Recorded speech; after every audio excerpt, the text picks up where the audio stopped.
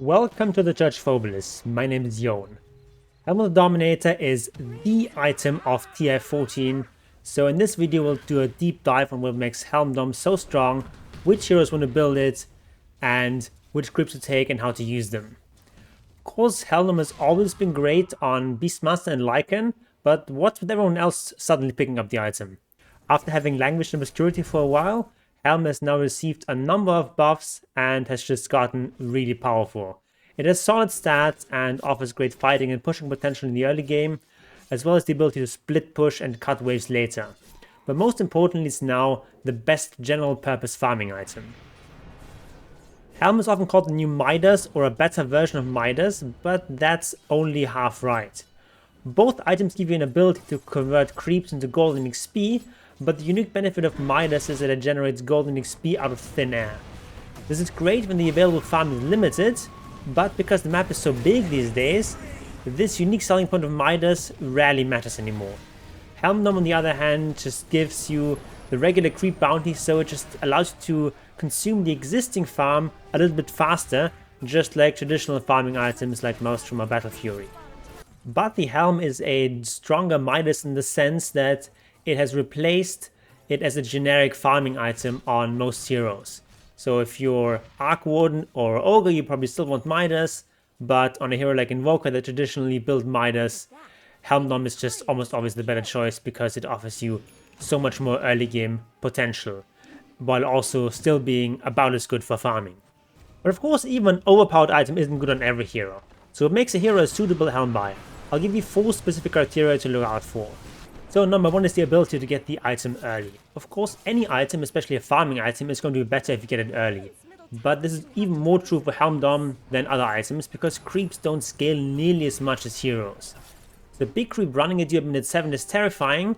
Minute 12, not as much anymore. Minute 20, it's more of a nuisance. Minute 40, it will just evaporate as soon as any core looks at it funny. So ideally we want a core hero who can rush straight for Dominator with only some basic starting items. The build-up for Helm Dom includes some all stats and HP regen, but no ability or mana regen, so we'd like to have a hero that can afford to skip boots and doesn't need extra mana regen in the lane. Number 2 is synergy with the creep. Having disables on your hero allows you to utilize the early game strength of your creeps better, especially when you're using Centaurs or Hellbears, who need some sort of setup to land their abilities. Some heroes also have ways of pumping up the damage or attack speed of creeps, or making them tankier. In particular, there are a number of heroes who have huge kill threat by combining the ulti with the power of their creep. So rushing Dominator gives you 2 overlapping power spikes as level 6, and Helm Dom typically arrive at roughly the same time. You also get some bonus value if a hero likes to go for aura items like Drum, Mech, Vlads or Pipe. But you shouldn't overestimate this factor, since the creeps aren't strong enough to scale into the mid game. No matter how many auras you buy, they're gonna fall off eventually. There's also some anti-synergy to consider, so if you're playing a highly mobile hero like a Nature's Prophet or a Storm Spirit, your creep can't really keep up with you, so Helm Dom is going to be less effective. Our third important criterion is how much does the Helm boost our farming speed. If you have a hero like Sand King who already farms fast with his natural kit, Helm doesn't offer much extra farming. But if you have a hero like Faceless Void or Anti-Mage who farms slowly and struggles to jungle, Helm Dom will speed you up tremendously. Instead of losing a quarter of your HP every time you do some sort of hard camp, you just take over the big creep and easily clear the rest. Then you move on to the next camp, have your creep tank for you, and within 45 seconds you can take the next creep. You should also consider how much your natural items boost your farm. If the answer is not much, then Dominator becomes more attractive. For example, Marcy would typically like to go something like BKB and Basher, but those items don't really help you farm. Whereas a Luna already boosts a farm really a lot by going natural items like Mask of Madness and Manta, so she doesn't really need Dominator. And finally there's number 4. How much do we benefit from the plus 6 to all stats, plus 6 armor and 6 HP regen? And those stats tend to be more useful on melee heroes, and also they tend to be more useful on strength and universal heroes. That's also obviously a thing to consider. Now let's apply these 4 criteria to see which heroes Helm Dom is best on. Take a look at this tier list, which is not about the general strength of the heroes, but about how good Helm Dom is on these heroes. At the top, we have the 3 perfect Helm Dom heroes. You have Marcy, if played as a core, Lycan with the Pack Leader facet, and offlane Beastmaster with his Wild Hunt facet. All three of these can afford to skip boots in lane, and they don't need too much mana regen, so typically a stick or a wand is going to be enough, so they can just rush straight for Helm of the Dominator. They also have a ton of synergy with the creeps. Marcy can jump off the creep, and she can buff it with bodyguards. We have Lycan, who has bonus damage for the creeps. He can reduce armor with the howl, and with the ultimate you can get crit and hasted movement speed on the creeps. And then Beastmaster gives extra attack speed to the creep. Also with the Wild Hunt facet, the creep gives extra attack speed to you and your hero. And with the roar, you have a nice setup stun as well as speeding up creeps temporarily. You also have some nice talents to buff up your creeps. These heroes can sort of clear jungle camps, but it's rather slow and awkward, so Dom really improves your farming speeds, especially with the bonus DPS that he can give you to your creeps. And finally, all those heroes love the plus armor and all stats that Dom provides. The HP regen is not as crucial on Lycan and on Marcy, but it's very nice on Beastmaster, and even on those two, it's still nice to have. In contrast, let's talk about mid Beastmaster. We typically go for Beast mode on mid Beastmaster, and we tend to level up both the Axes and the Call, so we're going to be very mana hungry, which means we need an early bottle, and you could still go for Helm Dom after, but Axe is also a great farming accelerator, and it also benefits greatly from being rushed. That said, I feel like Dom is still a great item on mid Beastmaster and is probably a bit underbought. And don't forget that Dom creeps attacking also gives you extra stacks on Drum of Slum. So in this tier list, I would probably put him somewhere here in the Let Them Cook tier. It's a bit of a situational pickup on mid Beastmaster. We don't want to make this a 2-hour video, so we're not going to go into great detail about every hero on this tier list. But just keep in mind these 4 criteria to figure out which heroes Dominator is best on. So in our second tier, we're going to have heroes that fit most of these 4 criteria, but not all of them, or not all of them well. Alright, let's dive in and try to make this quick. First, we have Void, of course, great farm acceleration with Dominator. We also have a nice amount of synergy with the creep being able to move in Chronosphere, so we have a lot of kill threat at level 6. If you're playing Faceless Void, unless you're allergic to micro, I think you should always buy a Dominator. Then we have Doom, and for him, Helm is the superior Midas replacement. You get all the early game power of Dominant Creep, and then you can just sell it for Radiance. With the Devil's Bargain Facet, of course, you get back 85%.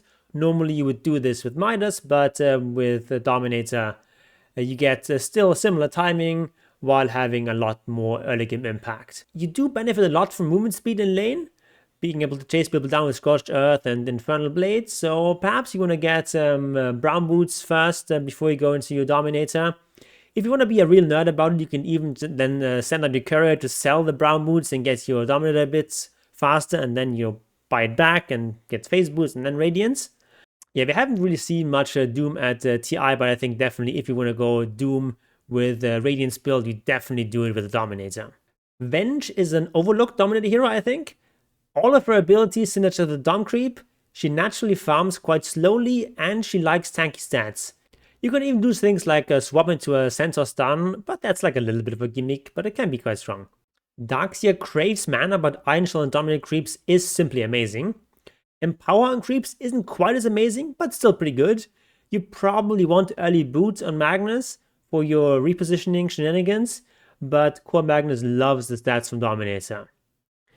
Then we have Invo and Invoker, where Helm is just a superior alternative to Midas. Same farming speeds, but much more early game impact. Both these heroes also have a decent amount of disable, so we can definitely get some early game kills with Dom creeps. Snapfire is only on this list if you play as a core. As a support, don't bother, you're just not going to get a good timing on Dominator. But as core, early Dominator allows you to go for Aghanims without sacrificing your farm too much. And you also have the added benefit of being able to gobble up a Centaur or a Hellband, just throwing it at the enemy team and getting that nice setup. Wraith King has a lot of kill potential with Skeletons plus a Dom creep. He also appreciates getting a smaller farming item on the way to Radiance. Same is true for Abba. He doesn't have as much synergy with the creep, but he does love the stats from Dom. You might want to go something like Brown Boots and then maybe a Null Talisman before going Helm Dom, but still it's very strong. And then Centaur, he doesn't need much mana, and if you go for the horsepower facet, you can skip Boots entirely, so rushing Dom is super easy, bad in inconvenience. And of course the stats are great on him. Now for the more situational Helm bias. These are heroes in which Helm can be quite good, but you're not doing anything wrong by skipping Helm. It's more of a question of playstyle, comfort with micro, and the specific game situation. Night Stalker really likes early boots, but his mana needs are pretty modest, and Helm helps a lot with farming and stats upgrades. He just doesn't have any particular synergy. Then we have Viper, who with his standard playstyle really wants some extra mana regen, and also wants boots to chase down people, but between all of your slows and the aggressive playstyle that Viper wants to go for in the early game, Dominator is really a perfect fit here. Perhaps you can do something like get Bottle and then boot and then go straight for Helm. I haven't really seen anyone do this, but I imagine there has to be some sort of good build with a Caustic Bath where you sort of skip the Q at the start and just focus on Nether Toxin and Corrosive Skin. And that way we don't need much mana regen and we can just go straight for Helm and play more of a tanky spellcaster Viper. Undying wants mana and he would also really like boots, which delays our Helmdom, but he's still a great hero for the item because it allows us to effectively take tier 1 towers. Brewmaster loves the stats from Dom, and if you can handle the micro, having a Dom creep on top of your pandas will make your ultimate even deadlier. Phoenix can skip boots and loves the Dominator stats. Also bonus points if you can use a Centaur to protect your egg. On Lone Druid, Dom is a little bit redundant because you're already great at taking tier 1 towers, but the farm acceleration is still great. A nice little bonus is that you can pass the Helm to your hero once the bear runs out of slots. In case you go for the Axe, you also get some bonus value from a hero and the creep farming together while your bear's off doing rat stuff. Venom already farms fast enough with his wards, but he fulfills all the other criteria quite well. Monkey is pretty much only in this list in honor of 9 class, who's been having some great performances with Pos 4 Monkey King. Not really something I would really recommend, but it can be quite strong. And then Tidehunter does struggle with mana, but he has decent synergy with the creep and the stats, so why not? In our next category, we have heroes that really shouldn't even consider Helm Dom under normal circumstances, but since the item is so overbuffed, you can go for it anyway. First of all, we have Anti-Mage and Spectre, who actually have negative synergy with the creep because of their high mobility. But they're also heroes that can't properly jungle in the early game. So if you spend your laning phase assembling the Dominator, you can jungle to your heart's content if you're forced out of lane, and you can accelerate just much more. OD can maybe make some plays with Astral and Dom Creep, and he also is naturally a rather slow farmer. Visage can be mana hungry in the early game, especially in the off lane, but I guess we do have a bit of a disable, and we have Universal Hero, and we like Aura, so, you know, why not? Kunkka has plenty of setup for the creep, and he appreciates the stats. Probably a nice item if you're playing something like offlane Kunkka. We've seen Sumail have success with the Dominator on mid Muerta, and I think carry Muerta could also go for the item. Synergy is rather modest, but Muerta struggles with having early game impact post laning stage, and she also farms rather slowly, and Helmdom solves both those problems. Finally, we've got Mars, who needs boots because all of his abilities depend on positioning, and he also needs mana to farm. So you're either delaying Helm or paying a high opportunity cost to rush it immediately. Once you have it though, you have decent synergy, you know, you've got ways of locking people down, and the stats are great on Mars. Finally, we'll talk about some heroes that I think should not go Helm of Dominator, even though it's rather overpowered right now. Jug really wants to get his boots early, and he can already jungle reasonably well with his natural kit with Blade Fury and Healing Wards. Luna already farms super fast with Mask of Madness, which unlike Helm synergizes with a natural kit. Having allies building Helm is nice though on Luna because the innate gives some bonus damage to the creeps because they're considered creep heroes. Prophet needs items whose power doesn't get left behind when teleporting. Drow is a strong and independent heroine who doesn't need no creep. She already farms well enough with a natural kit, so no need for Dominator. And then Lifestealer, he really wants to have phase boot in lane. Unlike heroes like AM or Spectre, you can already jungle reasonably well, so you can just go straight for Radiance, which is both a farming and a fighting item.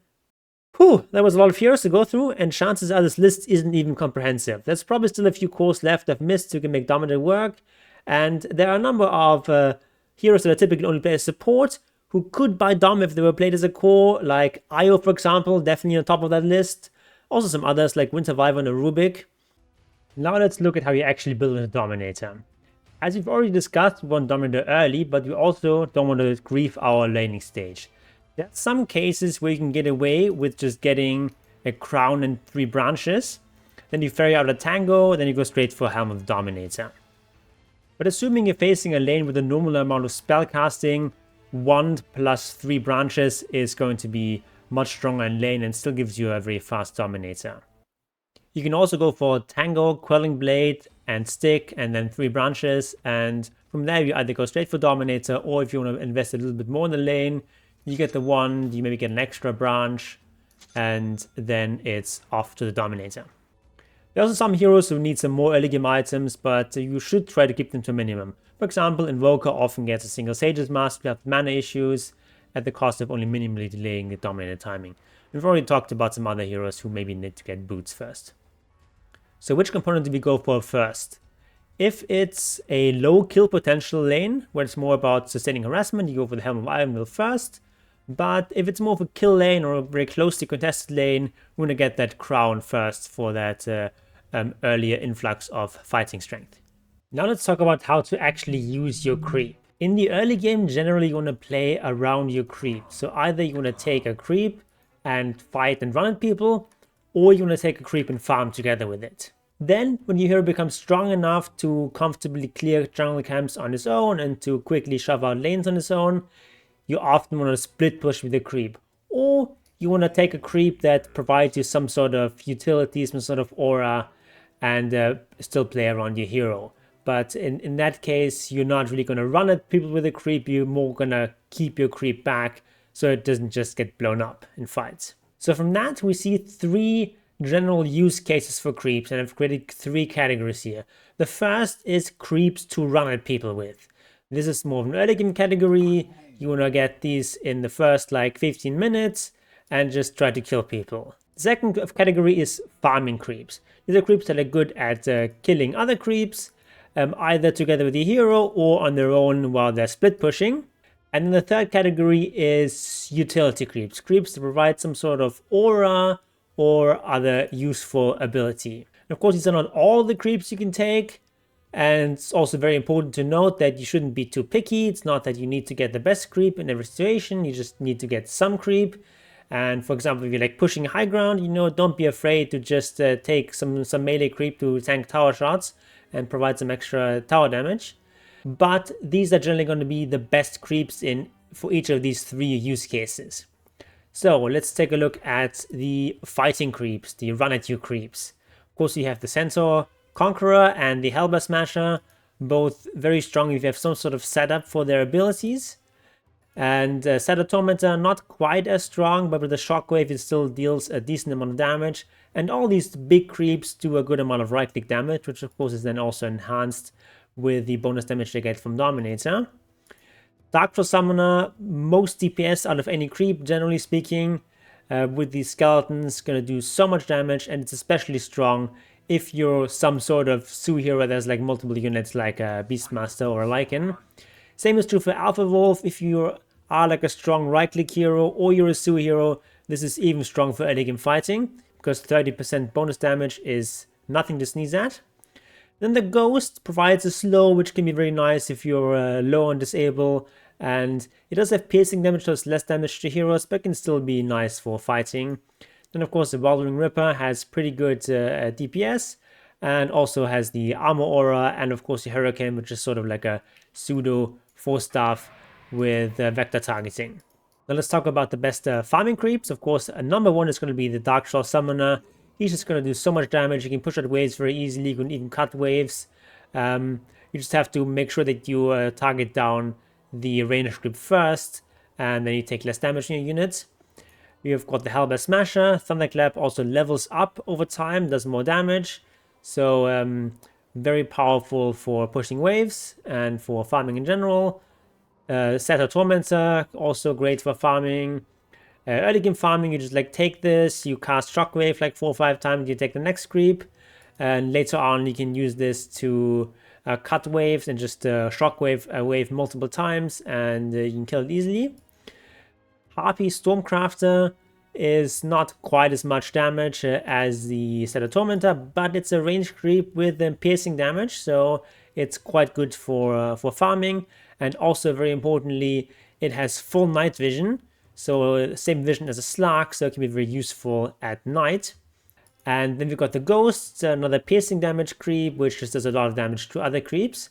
I haven't included them here, but because there's just too many of them. But like any sort of ranged creep that has piercing damage is going to be good for farming. Whether it's just a lane creep, or whether it's like one of these like rules, or any other neutral range creep.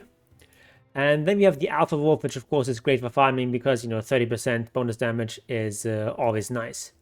Not as good for split pushing, but if you like pushing together with your wave, Alpha Wolf can be quite good at that. And would you look at that as another Alpha Wolf? Alpha Wolf is just good in all three categories, and it's very, very strong late game creep, 30% bonus damage to your entire team. As long as you keep him alive, it's only gonna have 1000 HP, so he is a bit squishy, but in late game you can just sort of like right click him on a hero and just have them follow it, especially if it's like a ranged hero, and it should be halfway safe in fights. But if you can micro it a bit more, that's even better. But as long as you keep this guy alive, it's so much extra value. Same thing for the Kobold Foreman.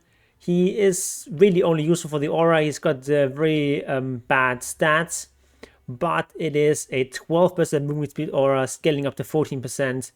This is an absolutely amazing aura creep, and super strong throughout the game as more of a utility creep. Then we've got the Ogre Frost Mage. No aura here, but the Ice Armor is a very powerful ability. This creep will basically never run out of mana, so you can just spam this on your own hero and all your allies and just give a whole bunch of extra armor, as well as a move slow against right clickers. Another aura creep here, not quite as strong as these two auras, but Cloak Aura can be quite strong. It's at the start, it's 10% magic resist for heroes and 20 for creeps, scaling up to 14 and 28, so that's can be decently useful. Then we've got the Satyr Banisher, which is more of a situational creep, but in some situations it can be really, really powerful. This is a purge which dispels allies and enemies, very powerful. It's also slow on enemies. You can also use it to break things like Lincolns. But of course, the base stats of this creep are really, really bad. Then we've got the Harpy Scout, which has this active ability that gives you flying vision. And it also has the extra night vision, similar to the Harpy Stonecrafter. Again, more of a situational thing, but can be quite strong. And then we have the Wildwing Ripper, once again. It's a pseudo 4-star, which is still useful late game, but especially if you've got a 3 armor aura, which is like one of the weaker auras, but it's still nice to have. Same thing for the Swiftness aura. It's 15 attack speed, scaling up to 21. But we also have this death throw ability, so this can be quite nice in a team fight, as this guy tends to die easily, but then you get 120 attack speed for 5 seconds, which is really powerful. So there you have it, all the most important information on Helm of the Dominator. Let me know in the comments if there's any hero that you have missed where you think that Dominator is strong on, or any other creep that you think is really, really powerful. And I'll see you next time.